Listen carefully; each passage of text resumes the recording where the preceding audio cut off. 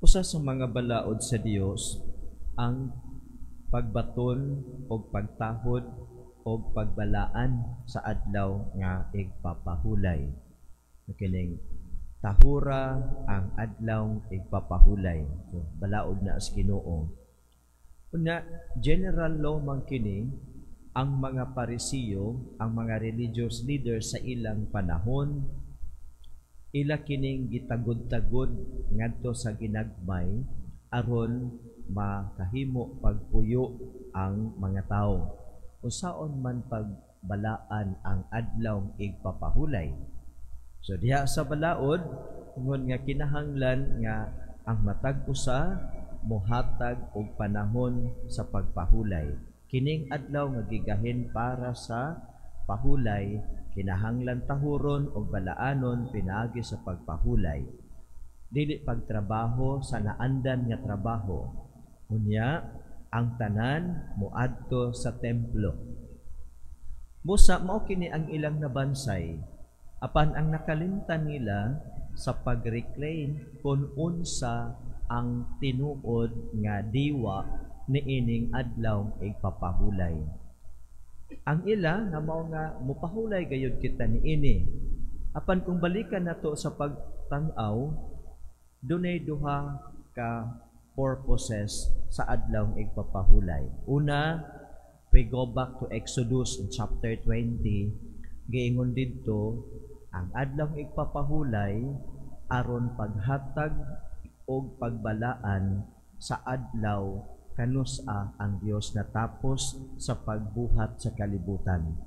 So kining adlaw igpapahulay, when we go to Exodus chapter 20, ambot ipasabot nga to honor the day when God perfectly finished the creation of the world. So ato na siyang i-honor.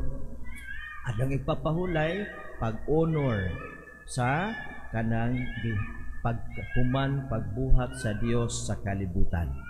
When we go to Deuteronomy chapter 5, ang adlaw igpapahulay is to commemorate the freedom, the liberation from the slavery of Egypt.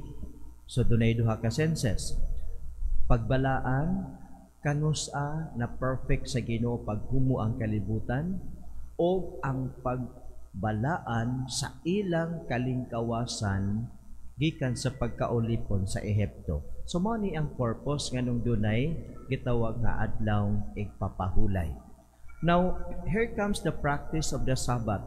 Unya, ngano man nga si Jesus kanang permanente man nilang mabangga kay daghan silang mga balaod. So, for example, walking at a certain distance is not allowed. Say, for example, 1 kilometer walk, you are not allowed to do that on Sabbath. Cooking is not allowed on Sabbath. Harvesting is not allowed on Sabbath. Washing your clothes is not allowed on Sabbath. Mao nga karon ang mga tinun-an gisaway sa mga Parisiyo kay gipanggutom ni sila, nangutlo silang uhay sa trigo o na ilang gipangukit. Og miingon ang mga Parisiyo, tanawara kana imong mga tinun-an nagbuhat og sa supak sa balaod. Sa tubag ni Jesus, minsan nga obaday mo kabasa. At yung gigutom si David ug ang mga kauban ni Saul sa templo, they eat the bread which they are not allowed, they are not supposed to eat. Pagkatapos, obaday mo kabasa nga sa adang igpapahulay, ang mga pari sa templo nagsupak man sa balaod apan wa sila kasala. Kay ngano di ay if the Sabbath is to commemorate our freedom, then on Sabbath day, that is the liberation of everything. Mabitaw nga, pananglitan, kung ikaw masakiton, na naglubog ka sa banig, you're not obliged to go there. Kahit naman kay balatian. Pagkatapos, pananglitan karon ang Sabbath day sa panahon ni Jesus, nagbawal ni Muani. But si Jesus miingon, ang Ginoo nag-ingon, dili ako buot og mga halad sunugon kundili ang mga angkaluoy. So mga igsuon, kini di ang Sabat gituyo gyud ni paghimo para ang tao makapahulay to give life. Usa may atong hatagan og life. ang atong body. Remember, ang imong body for the 6 consecutive days, gigamit nimo ang energy, todo-todo. You use your energy, you use the power you have. Kinahanglan i-refuel, i-replenish ang power, ang energy nga imong gigamit. So the purpose of Sabbath is for the good of man and woman. Now, kung mauni, kinahanglan mamahulay. Ang pagpahulay alang di ay sa kaayuhan sa imong lawas. Sige, kanang kita mo mga tao nga trabaho, buntag, udto, gabi, trabaho niya, anak, magkasakit. Dali rata matakdan og sakit. So, mao na nga, the purpose of Sabbath day is for your health. Mo mabitaw po sa Christian church, sa Catholic o sa non-Catholic churches, naagi Sabat, ting pahulay. Una ikaduha, kining Sabat is liberation from what enslaved you. Pananglitan, ang atong trabaho diha sa opisina. Mo manay imong naandan mo nay magmando nimo buhata. Pag-abot sa Sabat day, forget for a while. Forget these works for a while. Kunya karon, diya sa naandan, magkabantay mo sa una, kanabitong mga Katoliko sa una, kay manirado na siya sa ilang tindahan. Kanang sa una gyud pag ingon nga og adlong ipapahulay sa ato, manirado sila sa ilang tindahan. Kunya karon nausob ang panglantaw kay alkansi ta pader kay wa man tay income ana kung manirado ta. Sige, nauban karon, ang uban na manimba o nya mangabli sa ilang tindahan. So maingon ta nga ang pagpaalaan sa adlong igpapahulay wala di ay magdili kanato nga mobati og kaluoy ngadto sa uban. E pananglitan na ay kuan dinha, na ay masakiton. Wala magdili ang adlong igpapahulay kanato nga mutabang ni anang maong masakiton.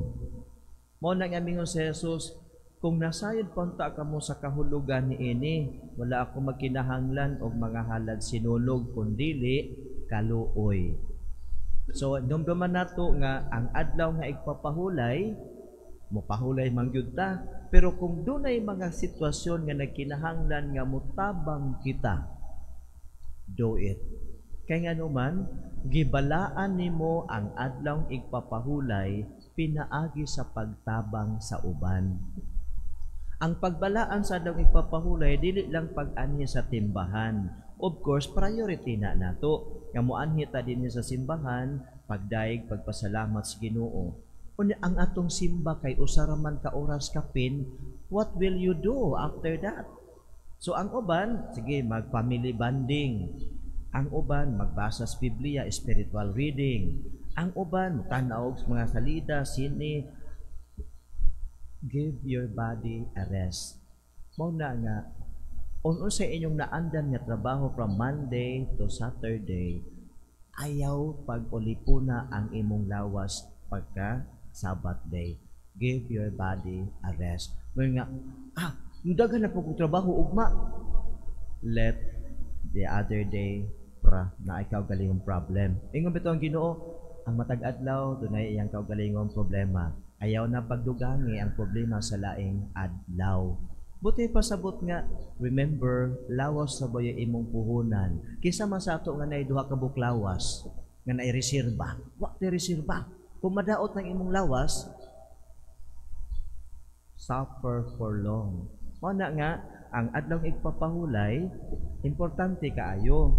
Apan kining maong adlaw igpapahulay, wala magbawal ka nato nga magbuhat og maayo alang sa uban.